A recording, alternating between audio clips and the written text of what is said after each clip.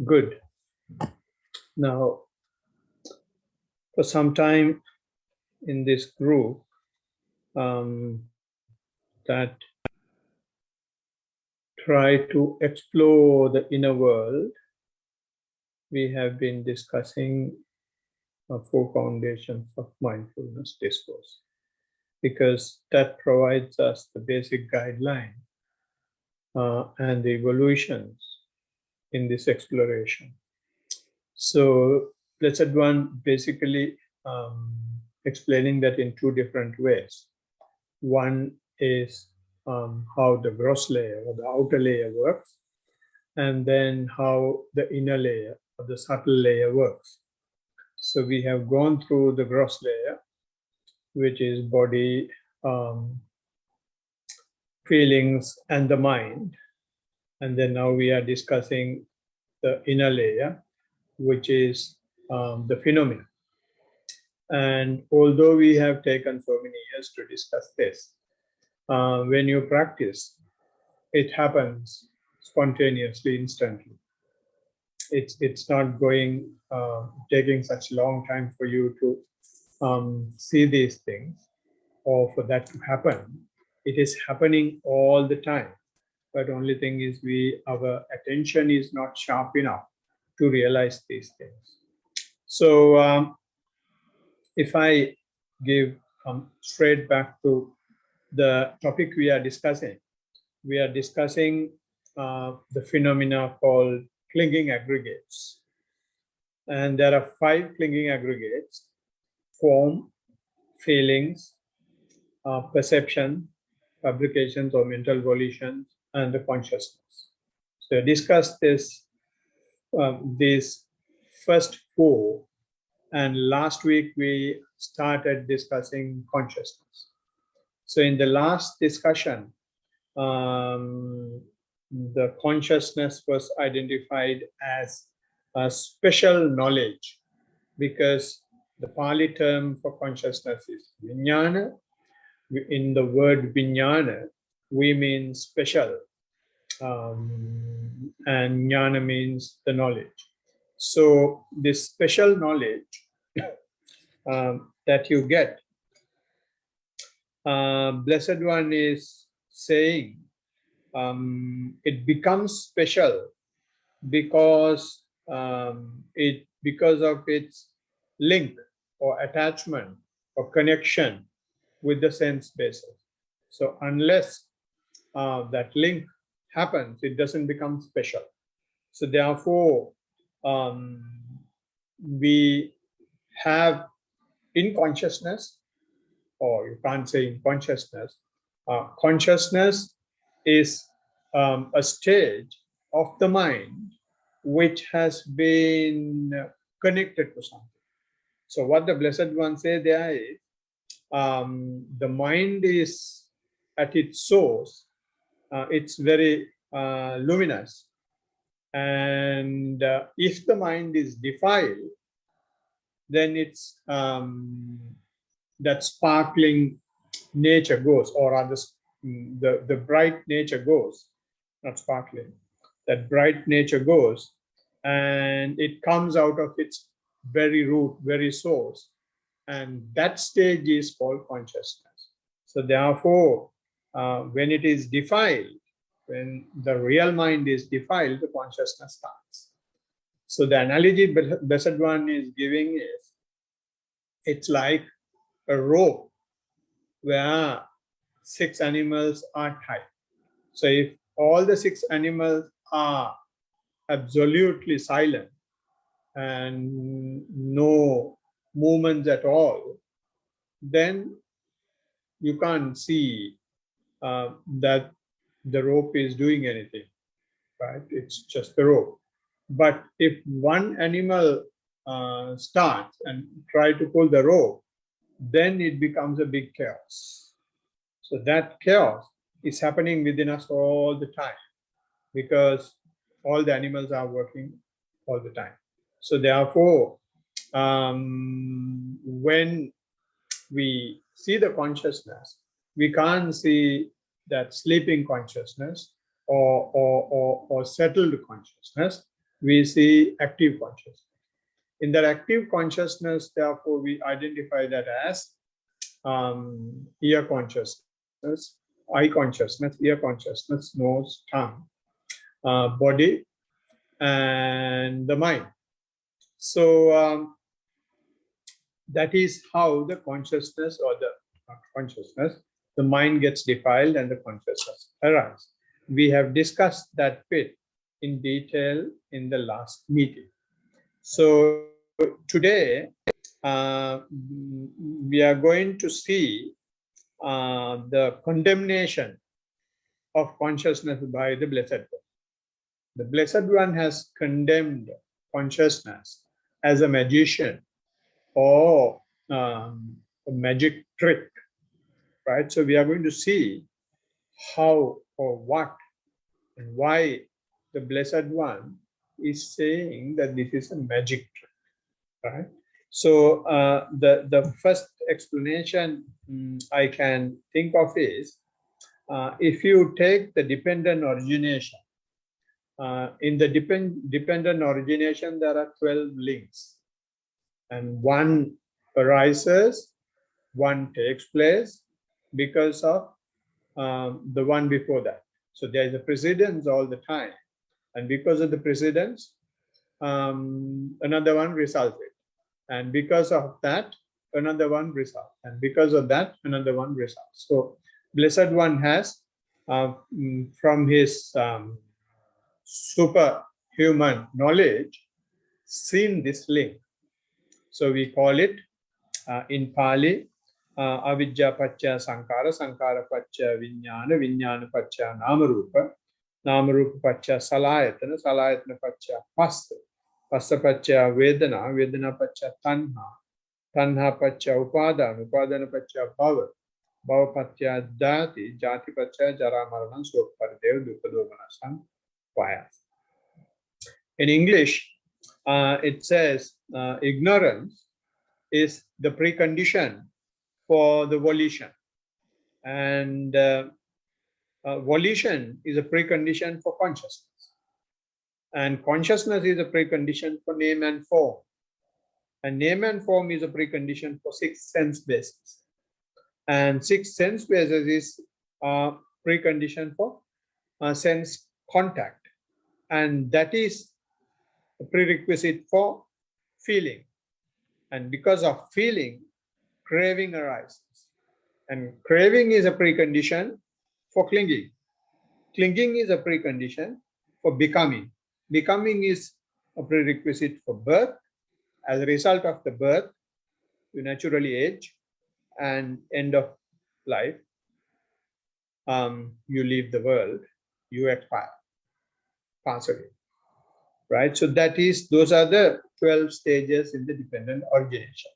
So when I was reading that, you may have noticed there is an instance where you have consciousness. That is, it says ignorance is leading to volition, volition is leading to consciousness.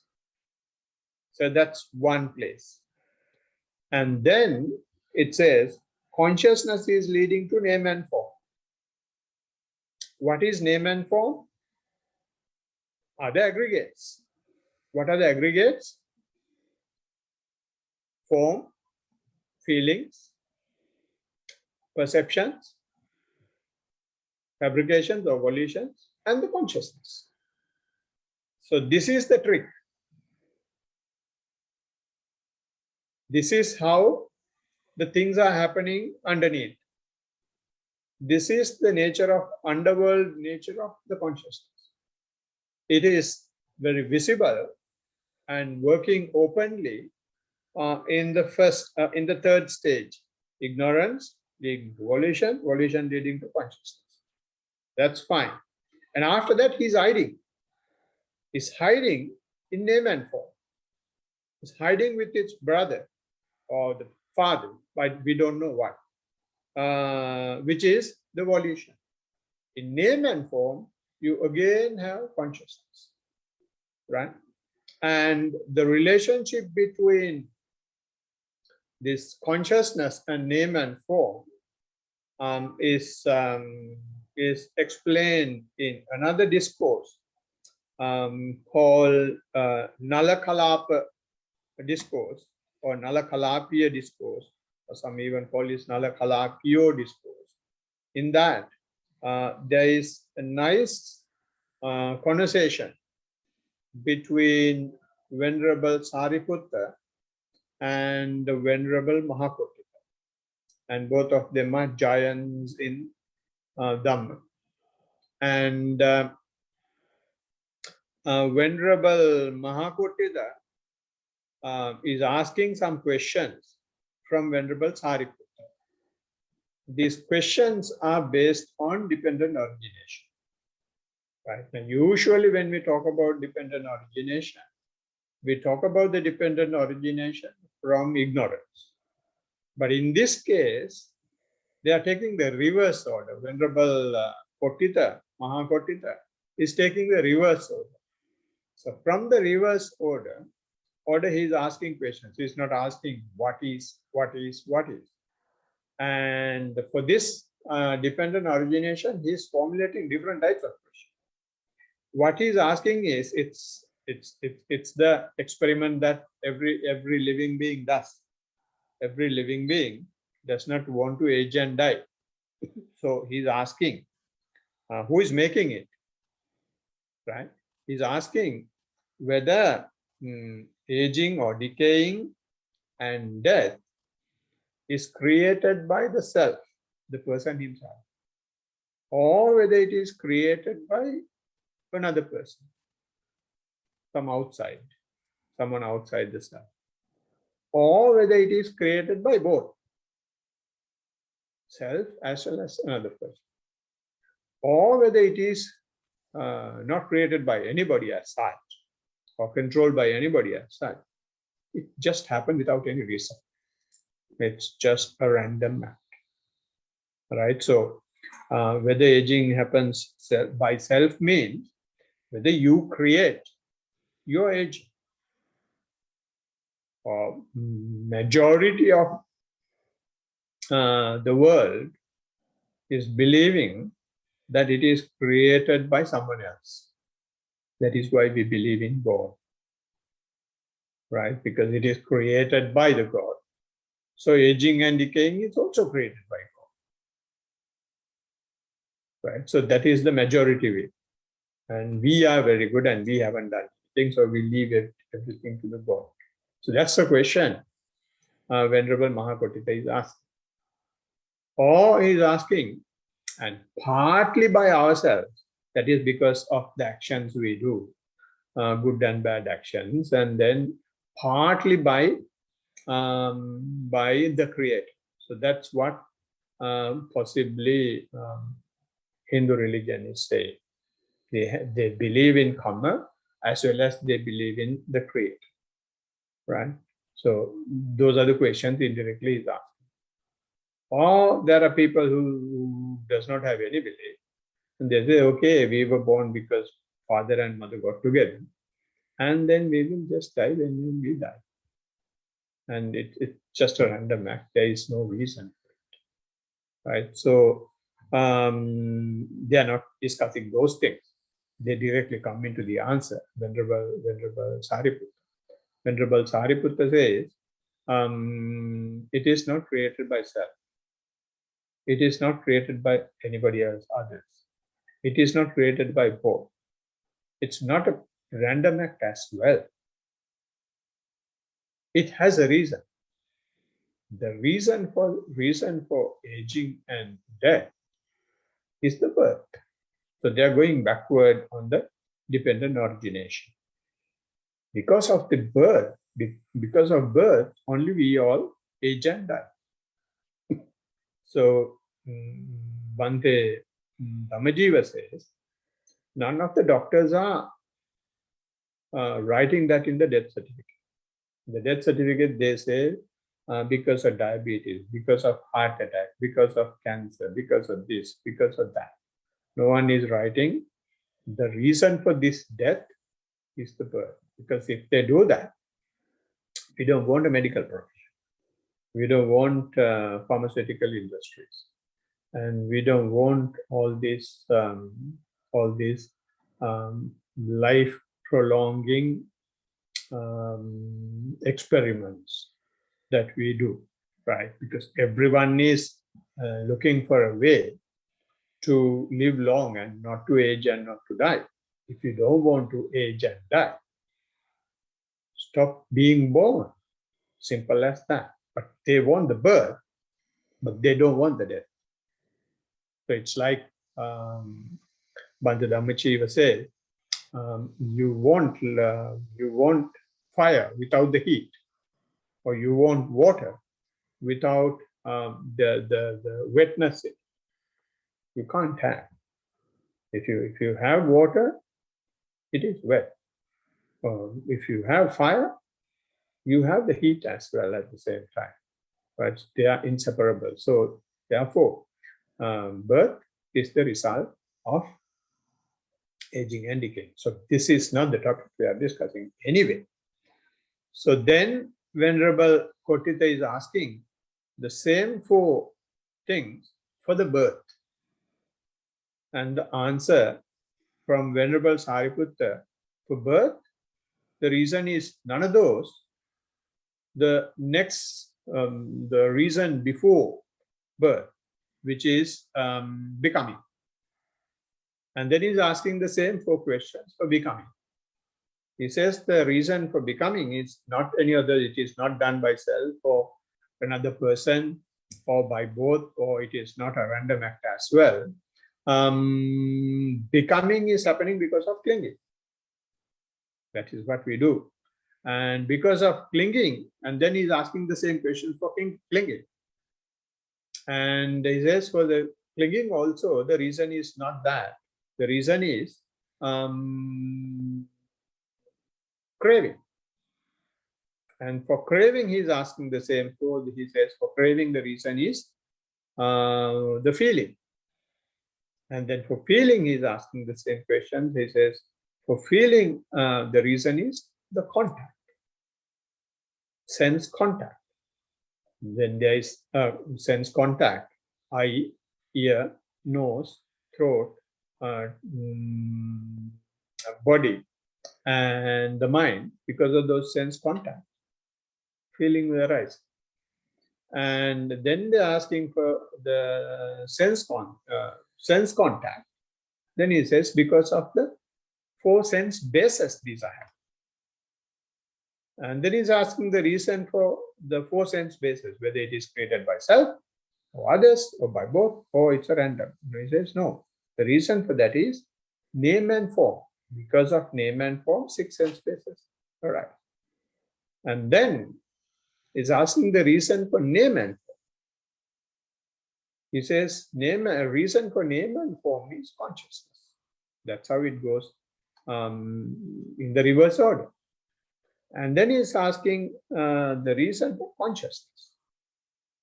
This is where the trick starts. Then Venerable Sariputta says the reason for consciousness is name and form. It creates a loop there. When you come back, because of name and form, consciousness gets established. Because of consciousness, name and form gets established. And that is why we are in a constant existence. It has happened already. The initial start has happened already. And now we are in the constant entanglement. That factory is working. Which factory? Factory that produces six sense bases is working at a rapid rate. Consciousness is creating name and form is creating consciousness, consciousness is creating name and form. It keeps going. And whenever name and form is created, different six sense bases starts and then it continues. And then factory is working, put another one. And all this keep continuing. We absolutely have no clue. And if not for Buddha, we would have never ever realized this or seen this. Or now we are struggling as it is. After explaining to understand this, let alone the practice understanding or practical understanding. We are struggling to understand it as an as a academic understanding or intellectual understanding, right? So if you take an example of the Blessed One in this discourse, Blessed One has given, or not the Blessed One, Venerable Mahakotita, when he said this, he did not agree. He said, he did not say it is very funny. He said, how can you explain this? It is very difficult to understand. Then Venerable Sariputta says, true, I agree. And these type of things, it is better to explain them using some sort of a simile, using an analogy. And then only intellectual or intelligent people will be able to understand. Then he says, it's like two sheaves of reeds leaning against one another, right? We call it Nala Kalapa means, small bamboos, right? So, which we had in the temple some time back. When you go to the temple on the left side fence, there were bamboo bushes. So if you take those bamboo bushes, or rather bamboo, and then tie them as one unit, and if you try to just keep it, it won't stay, it will fall down. You will have to have two and keep the two like this, then it will stay. So like that, there's something called reeds, a sort of grass, long grass. And if you take two sheaves of them, and if you keep them together, they will stay. Otherwise, if one falls down, the other falls down. That's the same thing that happens in the relationship between consciousness and name and form. If name and form drops, consciousness cannot exist. If consciousness does not exist, name and form will not arise. So that's the analogy that Venerable Sariputta is giving. So this is why it is working like a magic. We don't know. We simply cannot understand. We just blindly are slaves to what is going on. So if you take another example that we discussed last time, the example of throwing whiskey, or say, for example, of throwing a rotten egg to someone. The same thing happens. We will see how this cycle takes place, or how this loop takes place. And initially, when the egg is thrown or the whiskey is thrown, we discussed in the last session, or even when we were discussing the mental volition, it may be, the action may be, the victim will identify that some action should be taken for the culprit because he saw it, or because he heard it, or because he smelled it, or because he tasted it, or because he was hurt, or because he was thinking that it should not have happened at all. So because of one of these six sense bases, the initial contact will happen, right? Then what happens is, this fellow is punching that person, and then big chaos takes place. So if you break those, break the incidents from the throwing to the punching, there are many actions, many stages where name and form is created and consciousness is created. Name and form is created, consciousness is created. And all these taken together comes to punching. Just for an example, right? The first thing is, because of the first thing is initial dependent origination, where one of the six sense bases will see that will be used to identify that something is thrown, right? And immediately after that contact, then the next stage is the mind. Next stage will start with another sense base. In this case, the mind sense base. Mind will say after that initial incident, teach this person a lesson. And then it happens so fast, at super speed, and then it will be processed mentally, and then he will shout at you using all bad words, right? Then the sense base that is active there is the tongue. Tongue is tasting as well as talking, right? So when the tongue sense base, before some tongue sense base started to activate, it came from the mental. Because of the mental process that was going on, mental sense base that was going on, it created a volition and it created a consciousness. And that consciousness created name and form. In that name and form was the tongue. And then for each and every word, this process is going on.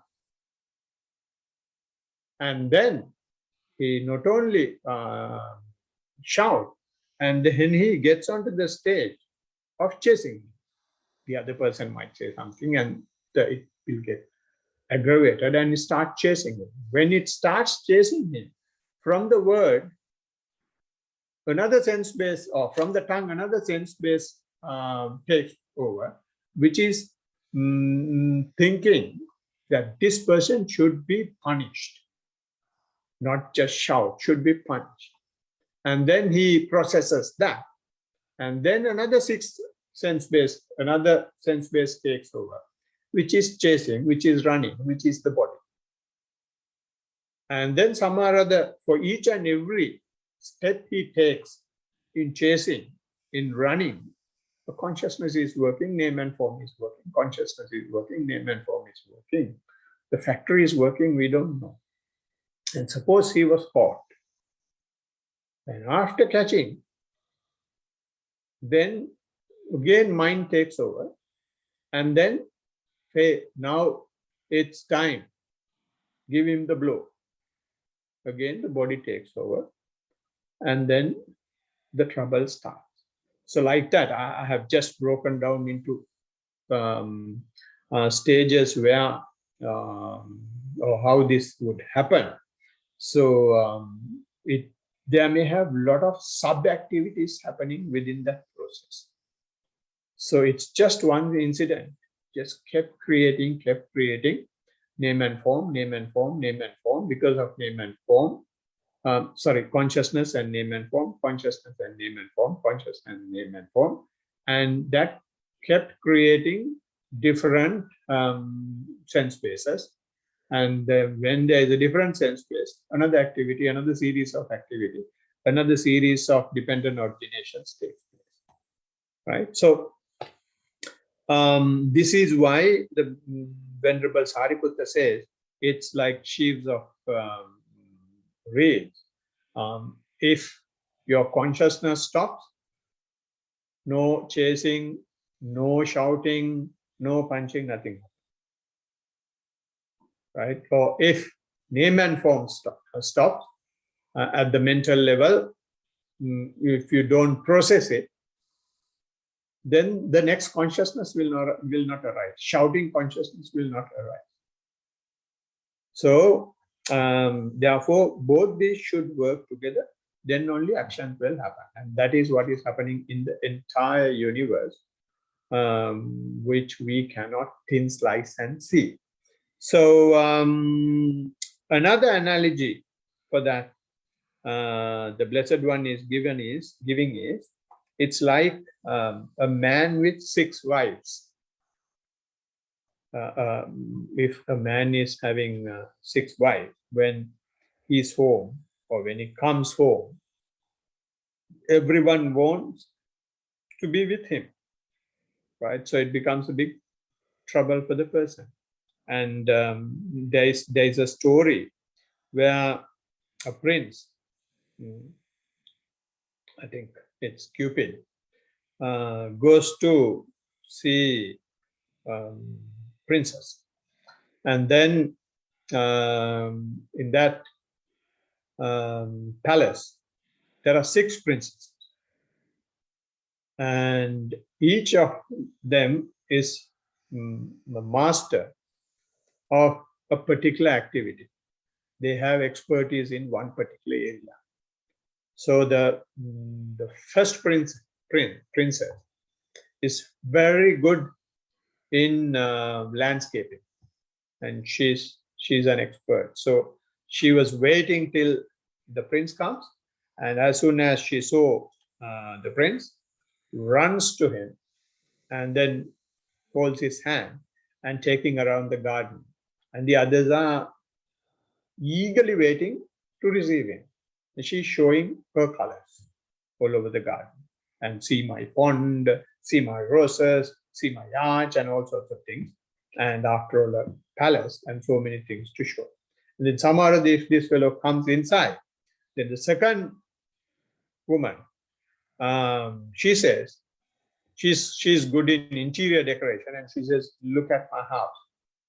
All these things have been meticulously arranged by me.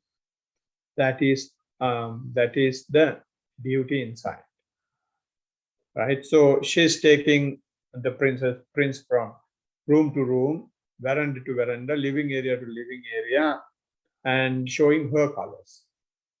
And the third one is a very good in dressmaking. She says all these people showing the landscaping and interior decorations will be naked if I don't make them dresses, or they will be not that will not have that appearance unless my dressmaking ability is there, right? So she's talking about her dressmaking ability. And then finally, when they come to the dining table, fourth one stands up and say, all these people will be starving if not for my cooking skills. I am the main chef in the whole palace. I order and I do things, I test things, and I ensure everything is perfect for everybody. And today I have done something very special for you. And he's talking about, she's boasting about her abilities. And the fifth one, when the conversation is going on, she comes out and says, all these people are good in one thing. I am good at managing all these people. This landscaping will not be done properly if not for my proper finance management and labor management. And she's talking about her management skills in all the activities the others are talking about. And when it comes to the last one says she is not good at anything. But she says, my ability, my speciality is to live with these 5 without any trouble. So that is what Blessed One is trying to teach us. And there are competing sense bases, but can you live with them without a trouble? And for that only we are taking mindfulness. We are keeping the mindfulness to the fore. So that's another analogy that the Blessed One has given to show the trick of the mind, to show the cunning nature of the mind or the consciousness. And Venerable Dhammajiva says it is like the mafia boss. The mafia boss never ever in the scene. He is somewhere nobody knows. Things are happening. And if something that they don't like happens, in 5 minutes, the person who did it will vanish, gone forever. And people will come and even the police can't find out. And in Italy, there are places, areas, it seems, even police won't go. And mafia has won the heart of the people, or rather won the heart of the people, or maybe they have frightened them, and no one is talking against them, right? But if you really go back, and if there is a clever army colonel and catch someone and go back and ask who gave you the order, he does not know. I got a piece of paper and it said, unless you do this, you will be killed. You will have to do it before so and so time. So I did that. So like that, it's completely hidden. Somewhere if someone digs, keep digging, and some such a clever person will become a mafia himself, and then go up the ladder and see who is there. And to see, it is finally the president of the country, or the chief minister, or maybe army general, or the defense secretary. That is how it works. And that is how things are happening, how the world is run. We know FBI is there in USA, and each and every country is having an FBI agent. No one knows. Not one agent. So many. And they come as researchers, they come as volunteer workers, they come as diplomats, they come as NGOs, all sorts of forms. And with them funds come as research grant or loans, many things, right? I have seen in one of my previous occupation, such instance where they have given money to one group in one of the countries to topple the government. And it is going as, some social research, but what is happening is completely different, right? So that is what our mind is, our consciousness is also doing. It's trying to show that it is doing such a marvelous job for us, but ultimately it's a magic. Like a magician, just show a red handkerchief, and from the red handkerchief it is taking a pigeon or a rabbit, and we keep our eyes open and see how it comes. And people are cut into two, and we keep our eyes open and see how this is happening, right? Because of this unexplainable, ununderstandable, complicated, confusing nature of consciousness, in another sutta called Consciousness Establishing Discourse, and the Pali term is Vijnanatthithi Sutta. And in that sutta, Blessed One is explaining that there are 7 varieties of living beings because of this varying nature of the consciousness. And the 7 varieties he's giving are, he says, the first one is, there are living beings with different bodies or different physicalities and different mentalities. And it's very obvious, all human beings are like that.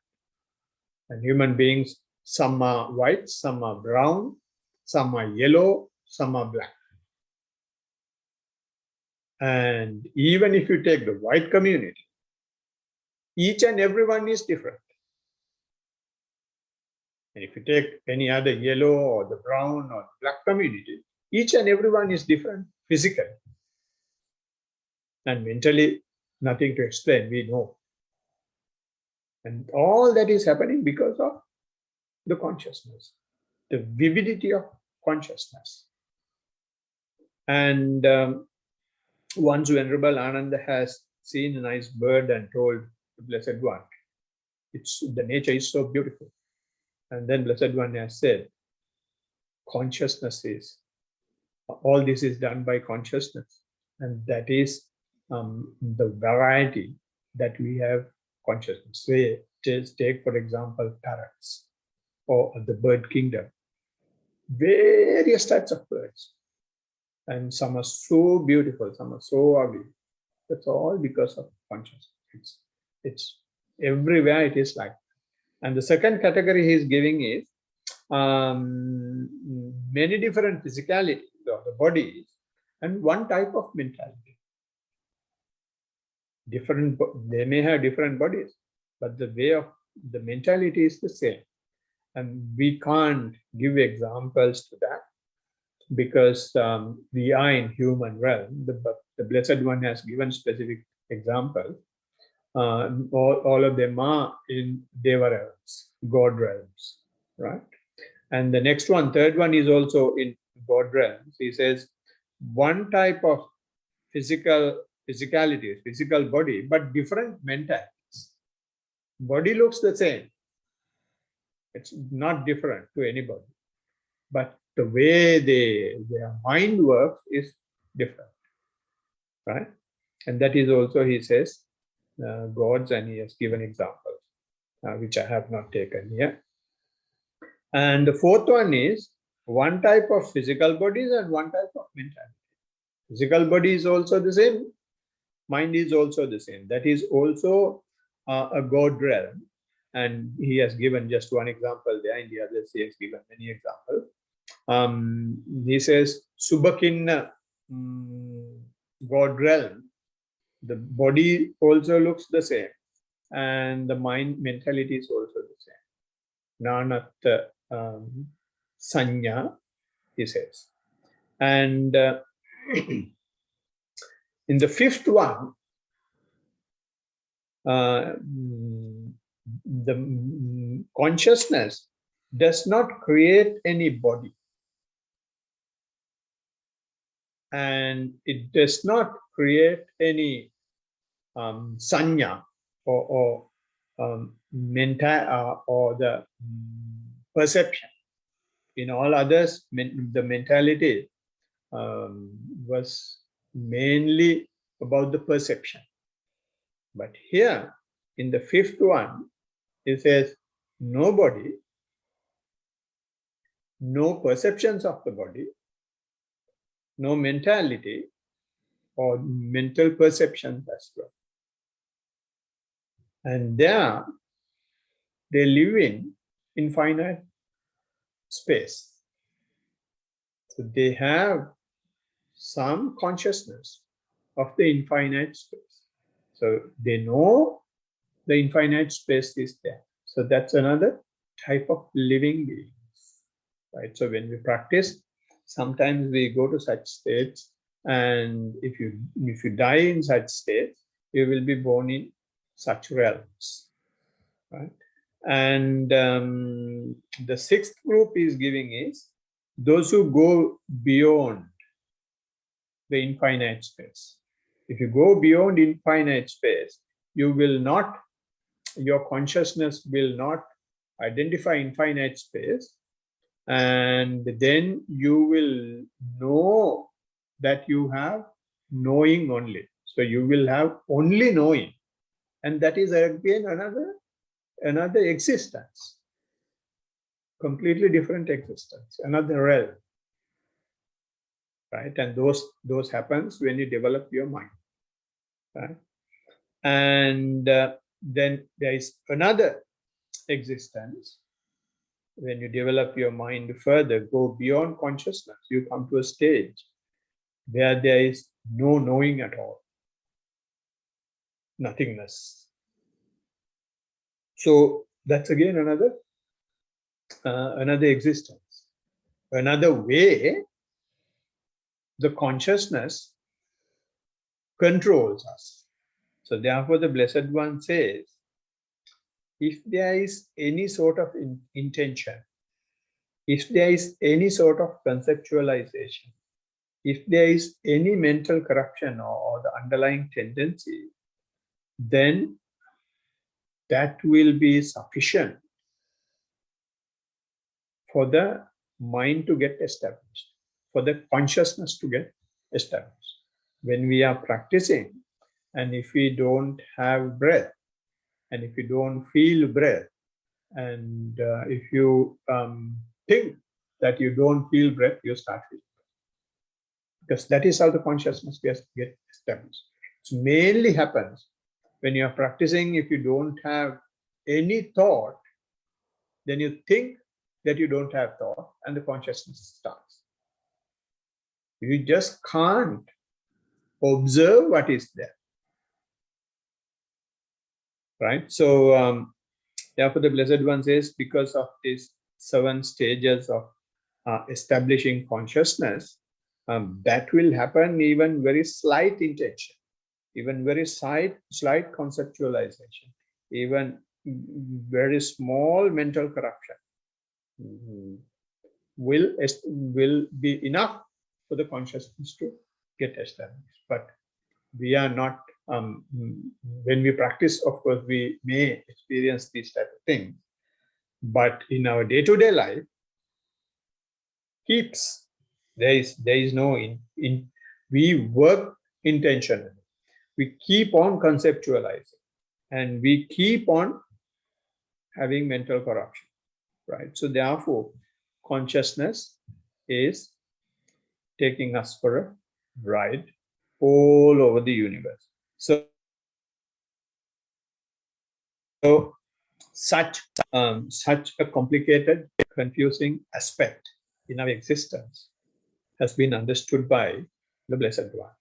So that is why he is different. That is why he says, I am the greatest in the universe, where there are devils, where there are gods, where there are Brahmas, where there are human beings. Because I have seen how consciousness of all these people work. I've gone through all of them. So therefore I am the greatest. He says, Mara, Deva, Brahmas, and human beings. And so other practices or other beliefs, when they come to this layer of consciousness, they stop the job. They don't dig any further. And most of them, they don't touch the mentality at all. They just stop at verbal level, especially today. But those days or in the past, the history suggests that every religion, every belief system had some sort of mental practice. But when they come to this consciousness issue, they don't go any further. The consciousness, they don't dig. It's a creator, and we have got nothing to see there. And the creator has created this existence for us, so they leave it to the creator. Never experiment. Buddha did not accept that. When Alara Kalaman Uddakaramaputta said, he saw that friction even there, and he wanted to go beyond that. So he went beyond consciousness in anything, and how we go beyond consciousness while practicing mindfulness. I want to discuss today, but I don't think we have sufficient time to do that, because it's going to be another fairly lengthy discussion.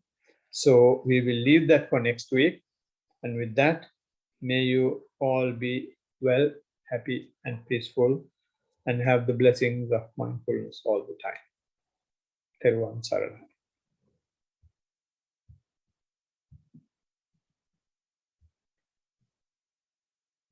All right. So that, with that, we can see whether there are any points to talk, any reports, any discussion item.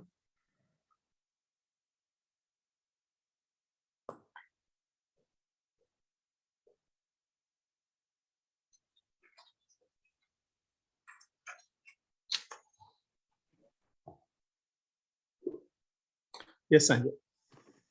Good evening. How are you? Wonderful. What about you? I'm well, thank you. Very well. Good. That's good.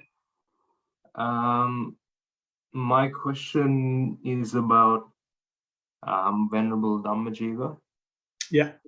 Can you talk about who he was, who he is, and how you met him and his story a little? Is it possible to Yeah, discuss?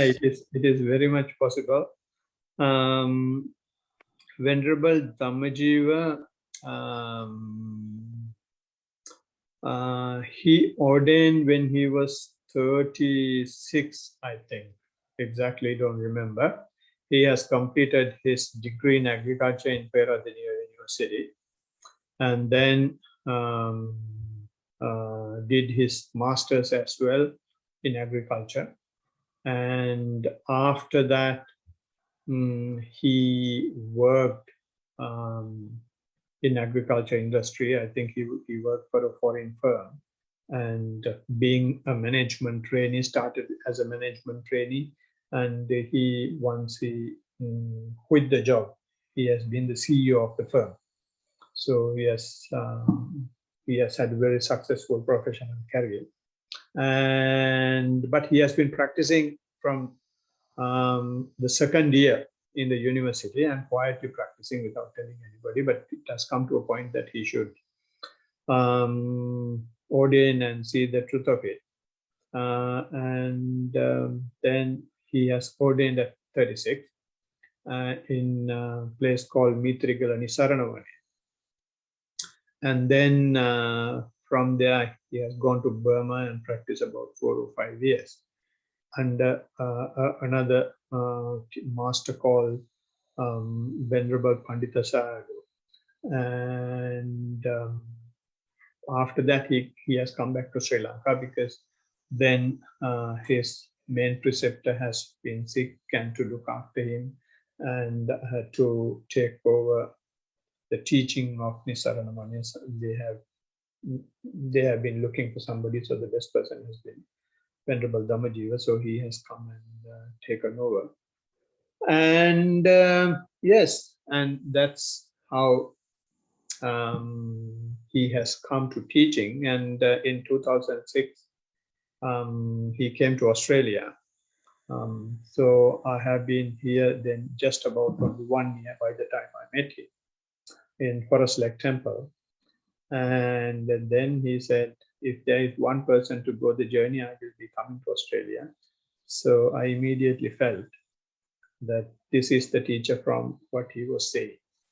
So he was saying very practical aspect. I mean, when I met him, I have been practicing for 6-7 years already with Goenka. That's another international meditation practice. But I had a lot of my practice has been going on, but there were no explanation to what has been happening. But when I met him and I asked few questions and I told few experiences, he looked at me in a very different way.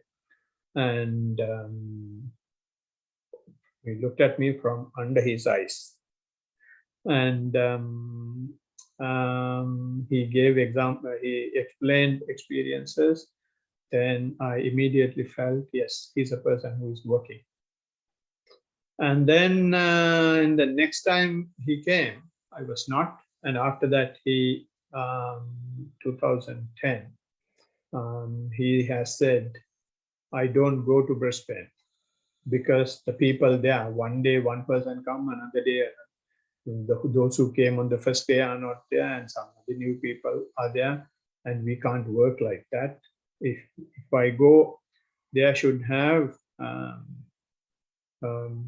everyone should be there for the whole time, and it has to be under a strict discipline of the practice. And then there was nobody who was ready to take the challenge, and the organizer in Melbourne asked Tissa uncle, or maybe you are aware, Tissa Virapon, told that Pante says, he can't come. Then Tissa has said, talk to Amarnath, he will take it. And the Melbourne organizer spoke to me. I said yes. And then I was trying to find people Everyone I spoke, everyone was saying, I wanted 25 people. And everyone was saying, no, we can't find 25 people to practice 7 days full time, non-residential. Everyone was backing. But fortunately, I met a couple of friends and they said, okay, no, we will do it. And then ultimately we had 40 people. And we had our first session in Griffith University. Ever since, the best meditation practice, not only just outside of Sri Lanka, the best organization or the best discipline has been in Brisbane. And with this association, then a lot of other people came to practice. And a lot of people started going to Nisaranwani and practice and got involved. And my practice quietly went a long way. And I had to change my uniform. That's the story in brief. Thank you very much. No problem. Yeah. And important thing is you will have to practice before anything else. You will have to get into the real practice because when we see the practicing Dhamma, we get a lot of emotions, and because of emotions, this is not to discourage. Because of emotions, we should not take decisions. Let the emotions be there, but with emotions, we should be able to carry on our day-to-day activities. And if we are able to carry on our day-to-day activities and the practice as well with the same devotion, your day life should be the priority. And the second priority must be the practice. So if these two go in hand, then if you if one day, if you want to take rope, if someone wants to take rope, then it will be successful. But if you think that I will have to stop my lay life and should go and ordain, it may be because of emotion, then that practice may be difficult. I'm not saying people are not doing that and people can't do that. This is my experience. And I have seen people who have been in their life and relationships and families. They go and they come back after some time because they take robes to practice.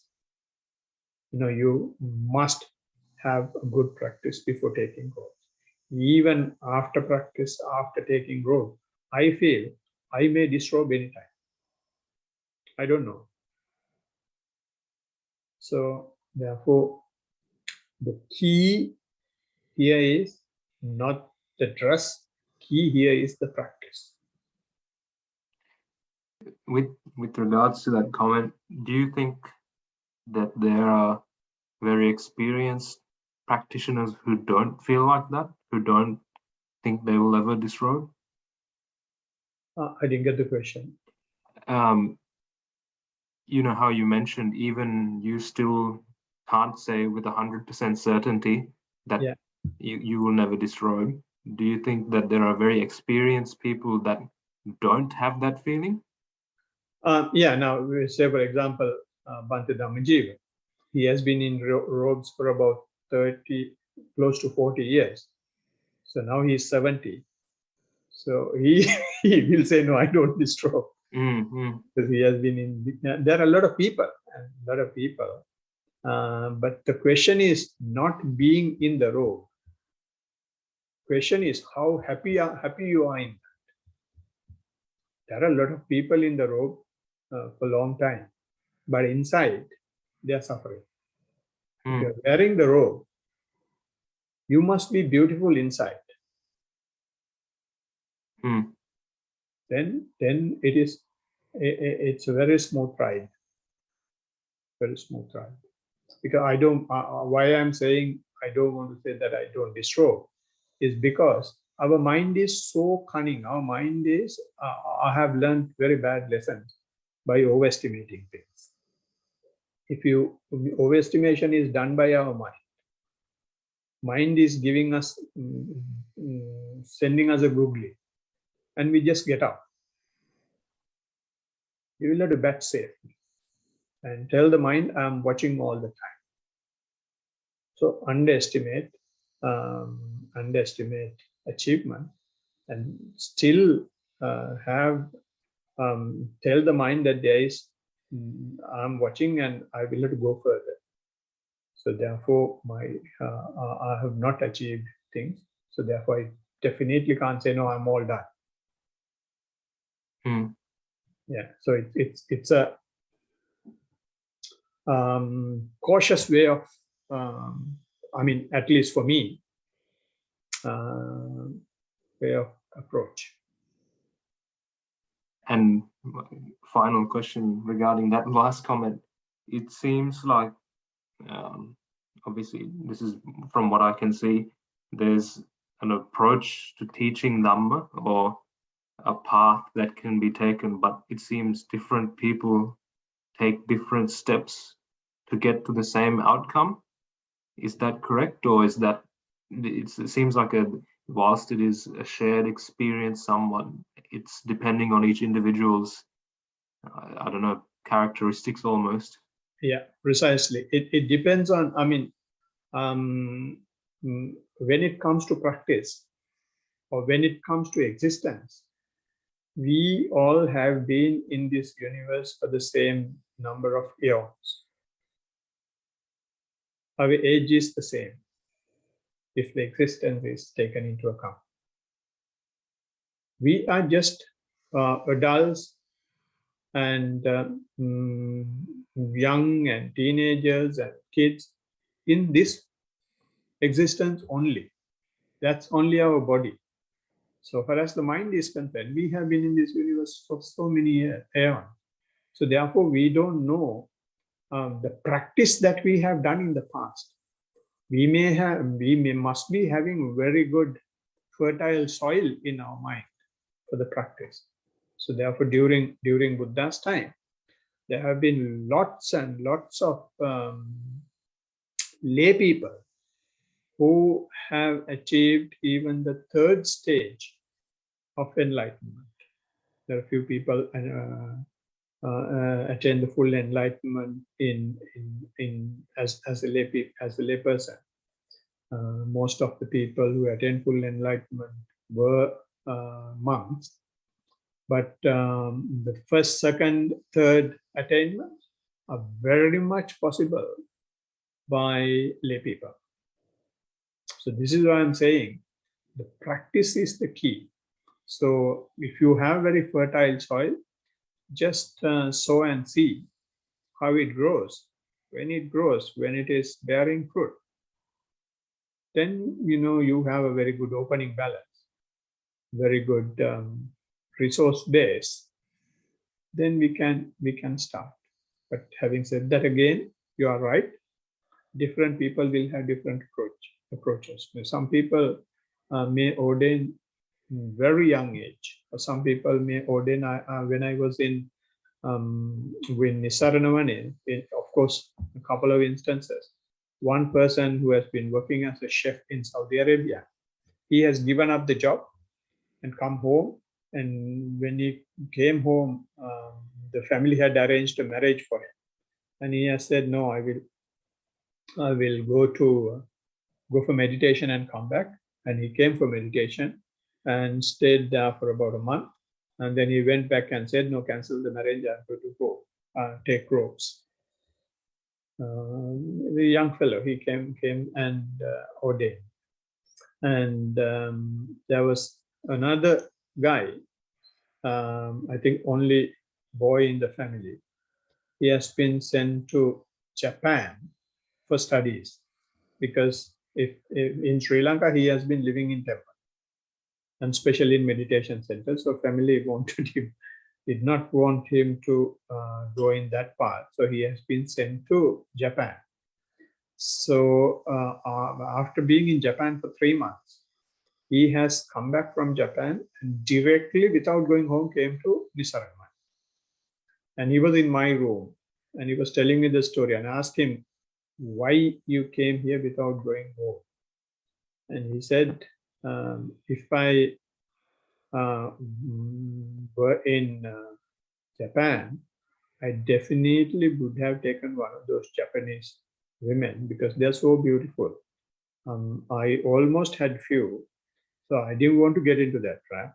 And then, so I just came, and I did not go home. If I had gone home, they would have never allowed me to come. So I straight away came. Yeah, but some other Bante has asked him to go home and come after a few months. So like that, there are people, they haven't practiced, but they have that urge within them. So yes, so it's different. But when I am telling people, I'm taking the cautious approach, see, not to be emotional, but see whether your practice goes well. If your practice goes well, if your practice is becoming strong, and then you have foundation, you have reason to go. Sorry, one more question. Every discussion leads to more questions sometimes. You mentioned the, I guess it was, we're all the same age comment, or we've all been here for the same amount of time. Is there any way that I can read into some of those things a bit more?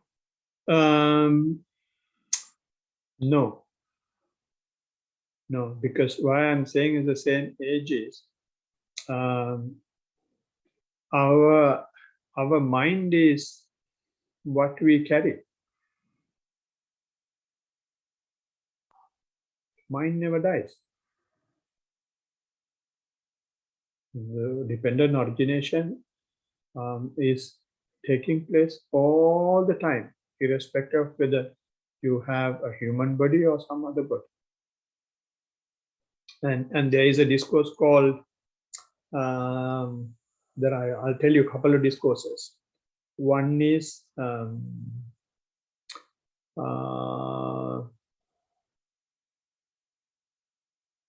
doesn't remember. One is Aganya Sutta.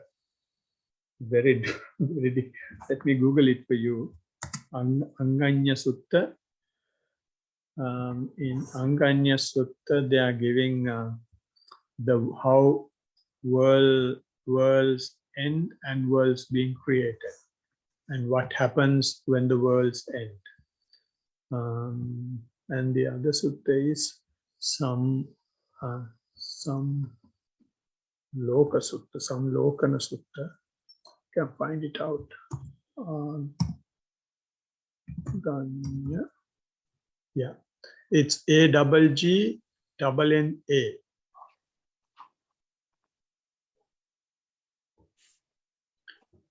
Yeah, got that. It's Aganya Sutta. That's one, and the other is Chakkavati Sihanada Sutta. Chakkavati Sihanada.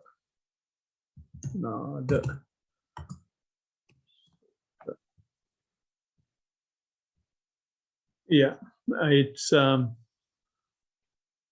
CAKKABATTI.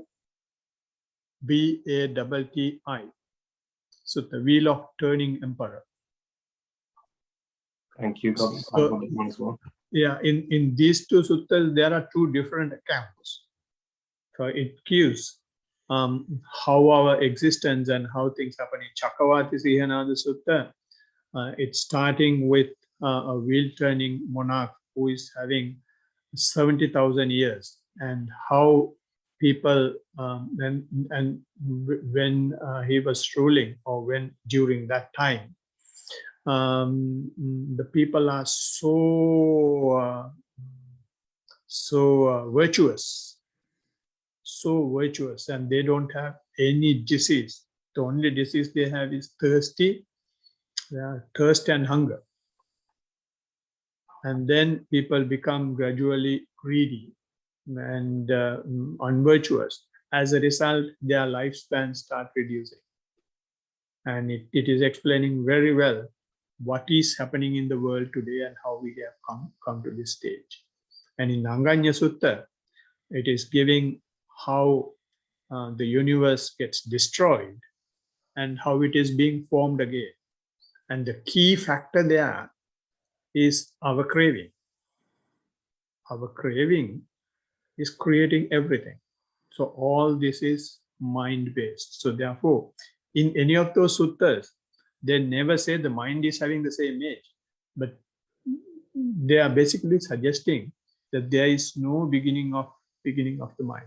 There is one sutta where Blessed One says, I cannot think when the time I have gone back so many of my lives, but I could not see when my first appearance occurred. Buddha could not do it. So therefore, if we go that way to see, I think we are going against the teaching. He has done everything for us. He has exactly given the framework that we will have to work to become enlightened. He has done the hard work.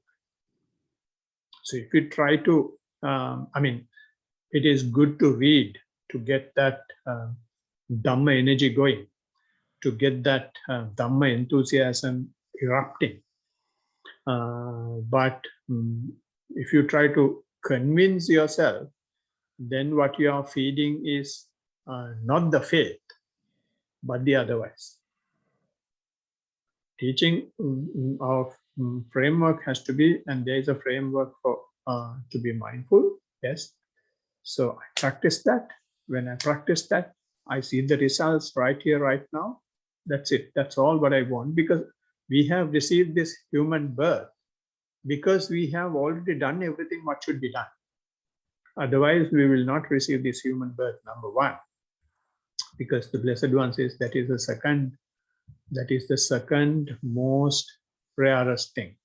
The rarest thing is the appearance of a Buddha. Second most rarest thing is having a human life. And when I say that, see how lucky we are of the entire human population. How many are Buddhists? And even of those Buddhists, how many are practicing? Or how many have heard mindfulness and the four foundations of mindfulness? And how many are practicing? So we are, this is why the Blessed One says, these are gems. There are three gems. One is Buddha himself and his teaching. And the third gem is those practitioners. Very, very rare. You can find few more queens of Asia or queens of Europe and queens of Americas, but very rare to find practitioners. And there are a lot of practitioners. And even of the practitioners, most of the practitioners are doing nonsense. They are doing like kindness meditation, they are doing that kind of meditation, this meditation. How many are focusing on what Buddha says, which is keep the mindfulness to the fore? That's all Buddhism. That's all Buddhism. We don't want to have any lengthy equation, any lengthy formula. Buddhism means just keeping the mindfulness to the fore. Sorry, I did not discourage you in doing anything. But no, thank you for the explanations. Yeah.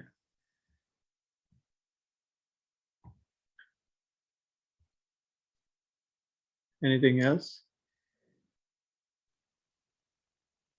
I was going to ask something, Hamdani. Yeah. Just a question about like the talk. So you said there are some realms of existence where the mind is the same, or like those beings have the same characteristics of their mind. Does that mean like, as in like their way of thinking is the same, or as in like they're identical in their mind? They are identical in their perception. In their perception. Yes, they are identical in the perception. It says ekatta sanya. Sanya means perceptions. I have used the word mentality. It's The consciousness is creating identical, that would have been the best word to be used, identical perception and identical physical existence. Okay, so it's not like a case of like they're the same person, just duplicated. No, no. Okay. No. It's different people, but they have different identification.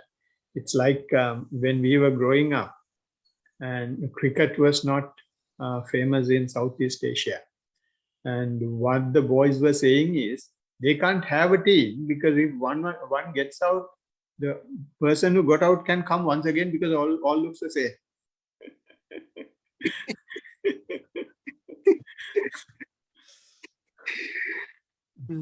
Okay. No, thank you. Right. Thank you. All right. So wondering whether there are any other questions, comments?